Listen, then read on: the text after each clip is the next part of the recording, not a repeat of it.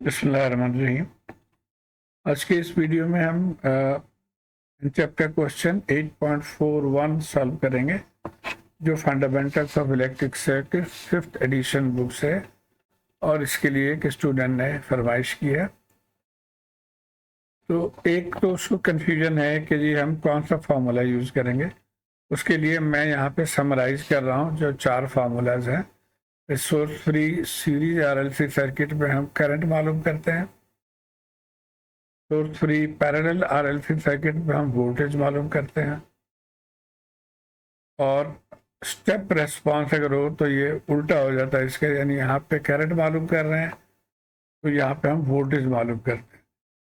Step response of series RLC, और उसी तरह step response of parallel RLC में इसका उल्टा हो जाता है, यानी यहाँ पे वोल्टेज मालूम कर रहे हैं तो यहाँ पे करंट मालूम कर रहे हैं। तो एक तो ये चीज़ ध्यान में रहना चाहिए। दूसरी बात यह है कि उस स्टूडेंट का सवाल ये भी था कि ये सर्किट है, हमें कैसे पता कि ये सीरीज सर्किट है, RLC सीरीज है या RLC पैरेलल सर्किट। तो आइए देखते हैं। सबसे तो पहले ये क्वेश्चन, इसका आसान हल ये है कि आप एट t इजिकल टू 0 या t इजिकल टू 0 के बाद जो सर्किट है उसको गौर से देखिए। अब ये स्विच बंद हो गया है, अब ये हमारे पास सर्किट है। तो इसमें same current is flowing through the inductor and capacitor. तो ये इंडक्टर और कैपेसिटर में सेम करंट फ्लो कर, तो जब सेम करंट फ्लो हो तो सर्किट को हम कहेंगे सीरीज RLC सर्किट। उसके बाद अगला पॉइंट आपने देखना है, क्या इस सर्किट में सोर्स मौजूद है आफ्टर t इजिकल टू 0। तो जी हाँ, after t is equal to 0 source मौजूद है। तो a driving source is present in the circuit and the circuit is step response series RLC circuit। तो पहले तो हमने ये डिटरमिन कर लिया कि ये step response series RLC circuit है।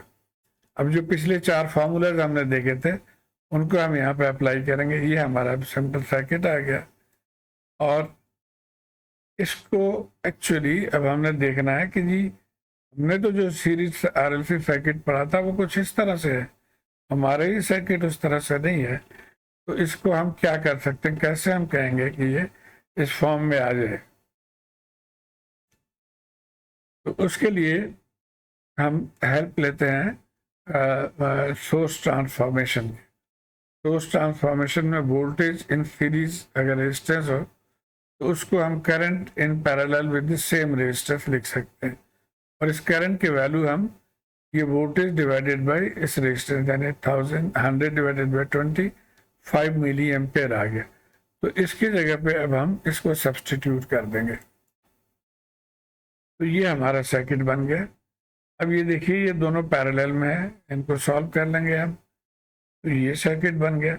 अब हम वापस जाएंगे इसको वोल्टेज और रेजिस्टेंस इन सीरीज में, तो इन दोनों को यूज करके यानी यहाँ से अब हम वापस जाएंगे। फिर तब्दीली क्या होगी, यहाँ पे अब ये 4 है तो अब हमारे सीरीज रेजिस्टेंस 4 हो जाएगा, और वोल्टेज सोर्स 4 मल्टीप्लाइड बाई 5 20। तो ये देखिए 20 ओम हमारा सोर्स आ गया, ये रेजिस्टेंस सीरीज में आ गया, बाकी ये चीज़ें इसी तरह ही मौजूद हैं। तो अब ये हमारा सर्किट जो है वो इसके मुताबिक है, देखिए एग्जैक्टली।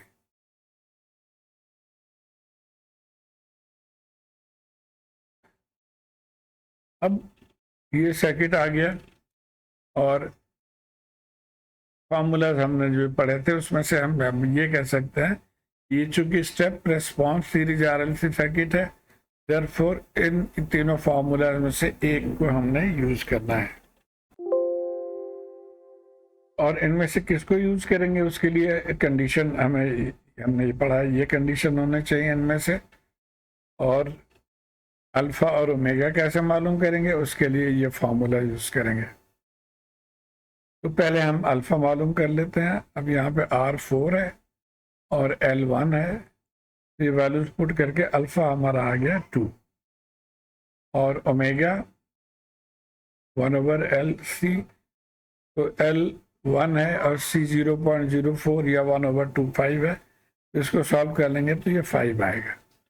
तो अब इसका मतलब है कि alpha is smaller than omega, alpha is smaller than omega, तो ये अंडर डैम्प्ड केस ये आएगा। तो हम इस फॉर्मूले को अभी हम पिक करेंगे, इस फॉर्मूले को हम यूज करेंगे। और यहाँ पे डब्ल्यू डी क्या है वो यहाँ से दिया हुआ इस फॉर्मूले में, omega square minus alpha square. तो ओमेगा हमें पता चल गया और अल्फा भी पता चल गया, तो ये हमने कैलकुलेट कर लिया। लेकिन अभी हम इसको यूज़ नहीं करेंगे ताकि हम सर्किट को हम सिंपल रखें। अभी हम क्या यूज़ करेंगे, हमें वोल्टेज सोर्स वी एस आ गया है 20 वोल्ट, वो हम यूज़ कर लेंगे। और ई माइनस अल्फा टी, तो अल्फा की जगह पे हम ये 2 यूज़ कर लेंगे। तो ये हमारा इक्वेशन आ गया जी, इक्वेशन नंबर 1। इसको लेके हम आगे चलेंगे। लेकिन उससे पहले ये गुड प्रैक्टिस है कि हम अगर इनिशियल कंडीशंस मालूम कर लें, यानी I0 और V0 मालूम कर लें। I0 V0 का मतलब है कि ये स्विच ओपन है। जब स्विच ओपन है तो अब क्या होगा, इसमें से करंट है T = 0, this switch is open. और अब ये देखिए, ये स्टडी स्टेट कंडीशन में फिर ये सर्किट है, काफ़ी देर से ये स्विच ओपन है। इसका मतलब है कि हमारा इंडक्टर जो है that will behave like a short circuit and the capacitor will behave like an open circuit. अब ये ओपन सर्किट की वजह से इसमें से करंट फ्लो नहीं हो रही है, देयरफॉर हम ये कहेंगे no current is flowing through the inductor because capacitor is open, I0 is equal to 0। तो एक कंडीशन हमारा ये आ गया। अब हमने V0 मालूम करना है। V0 ये वोल्टेज है।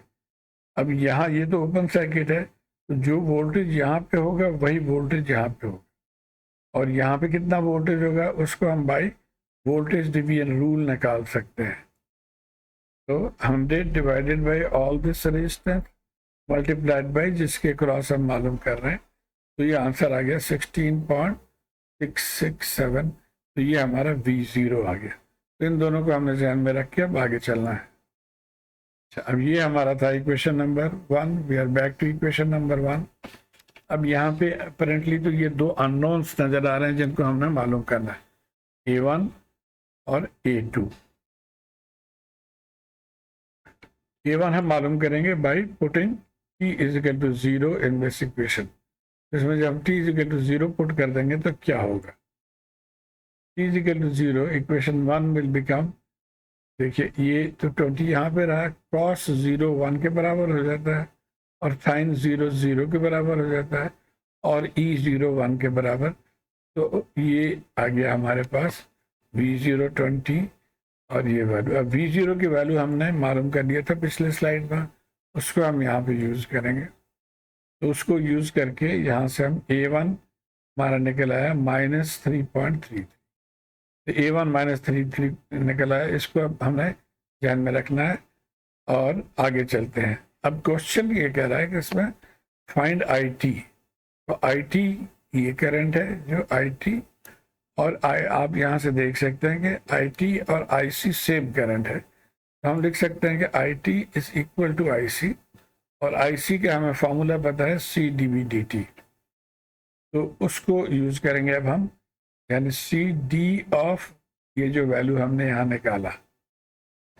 सिंप्लीफिकेशन के लिए अभी हम 1 की वैल्यू हम यूज नहीं कर रहे हैं। और अब आप इसको डिफरेंशिएट कर दें कि कांस्टेंट की डिफरेंशिएशन 0 है, तो ये तो खत्म हो गया, ये टर्म रह गया। और ये डिफरेंशिएशन आप देखें बाई पार्ट्स है, एक टर्म ये है और एक टर्म ये है। तो हमें ये पता है first function differentiation of the second function plus second function differentiation of the first function. तो इससे जब हम इसको करेंगे तो यहाँ पे इसकी डिफरेंशिएशन ये -2 e⁻² हो जाएगा, और यहाँ पे कॉस जो है वो माइनस साइन हो जाता है, और ये ओमेगा डी पहले आ जाएगा। तरह साइन कॉस के बराबर हो जाता है, और इसमें भी ओमेगा डी पहले आ जाएगा। तो आगे चलते हैं। तो इस फॉर्म में हमारा इक्वेशन था, और यहाँ से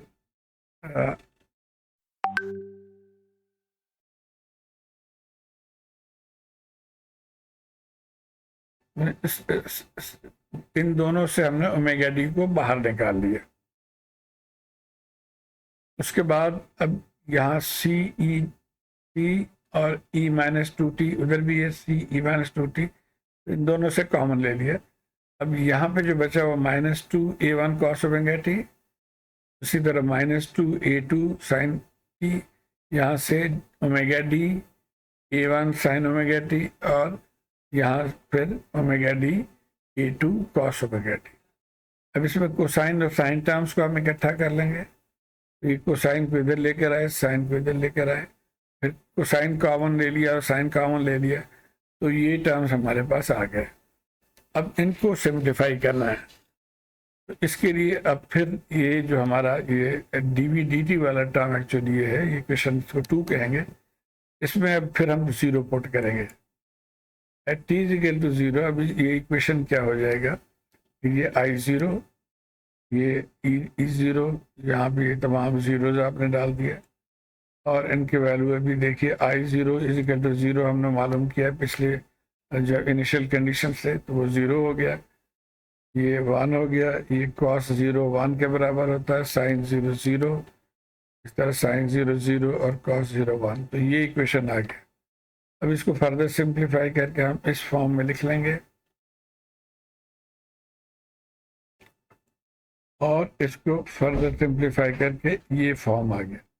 अब ये इक्वेशन देखिए, इक्वेशन नंबर 4, और ये टर्म सेम है, तो इसकी जगह पे ये 0 हम लिख सकते हैं इसको, तो यहाँ पे हम 0 पुट कर देंगे उसके जगह पे, इस वाले इक्वेशन में, इक्वेशन नंबर 2 पे। ये इक्वेशन के नंबरिंग थोड़ी सी गलत हो गई, बहरहाल ये आ गया जी, इसकी जगह पे 0 पुट कर दिया, और ये minus omega d a one और ये प्लस 2a और साइन ओमेगा डी, ये हमारा रह गया, और यहाँ से 0 को ख़त्म कर दिया, तो ये हमारा आ गया फाइनल शेप। तो हम यहाँ पे थे, अब हम इनकी वैल्यूज पुट कर सकते हैं, नहीं सॉरी, यहाँ से अभी हमें a2 मालूम करना रह गया था, तो ये जो इक्वेशन नंबर 4 था, ये यहाँ से हम a2 मालूम कर सकते हैं। यहाँ से इसको इस साइड पे ले गए, लेफ्ट साइड पे ओमेगा डी से डिवाइड कर दिया, a1 की वैल्यू हमें पता है, ओमेगा डी की वैल्यू हमने पता किया था 4.583 है एक्चुअली, तो ये आ गया -1.454 a2। अब ये तमाम वैल्यूज हमारे पास आ गए, इनको अब हम इस इक्वेशन में पुट कर देंगे। टी की वैल्यू हमने पुट कर दिया, और ओमेगा डी की वैल्यू पुट कर दिया, अल्फा a1 की वैल्यू पुट कर दिया, a2 वैल्यू पुट कर दिया, तो ये इक्वेशन आ गया। और इसको जब हम फर्दर सिंप्लीफाई करेंगे, इसको रीअरेंज कर दिया, इसको साइड पे लेके चले गए, मल्टीप्लाई करेंगे, तो अब हमारा आंसर ये आ जाएगा। तो यही आंसर है, लेकिन बेहतर प्रैक्टिस ये है कि 0.727 के बजाय इसको होल नंबर में, साइंटिफिक नोटेशन जिस तरह लिखते हैं, होल नंबर में लिख लें, तो हम इसको लिख सकते हैं 727.0 साइन 4.58 t⁻⁻2t मिली एम्पेयर। तो यही हमारा आंसर है, और बुक में भी तकरीबन यही आंसर, बुक आंसर 727.5 है, हमारा 727.0 है। ये कैलकुलेशन एरर है कि हमने कुछ सिंप्लीफाई किया है, 2 फिगर्स लिए हैं, इन्होंने 3 फिगर्स लेके किया है, तो बहरहाल यही आंसर है। तो उम्मीद है आप इसको फॉलो कर पाए होंगे। तो फीडबैक से मुझे आगाह कीजिए, शुक्रिया।